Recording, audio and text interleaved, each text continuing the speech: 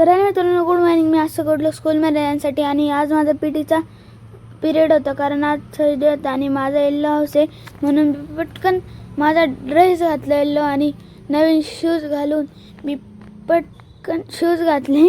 आणि मग मला ना शूज घालताच नाहीत, कारण की ना तशात ना बोट अडकून जातो.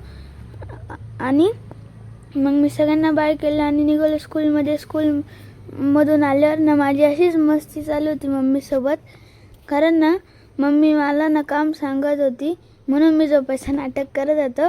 आणि तेवढ्यात ना माझ्याकडून माझ्या मम्मीचा क्लच तुटला, म्हणून मी गपचूप क्लच कसा तरी जोडला ठेवला आणि पटकन पळून गेलो हॉलमध्ये, नाही तर मला फटकेच पडले असते.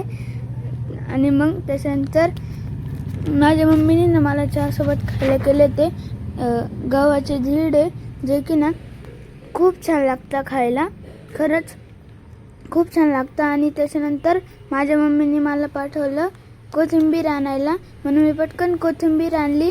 आणि ना जसं की मी तुम्हाला आधीच सांगितलं आहे की ना हे जे लोकमतचे कुपन आहे ना, ते मी ना एक सोबत चिटकवतो सगळे, म्हणजे असं रोज एक आलं की असं नाही चिटकवत, एक एक मी ना म्हणजे रोज ते असं चिटकवतो, एक खटी चिटकून घेतो.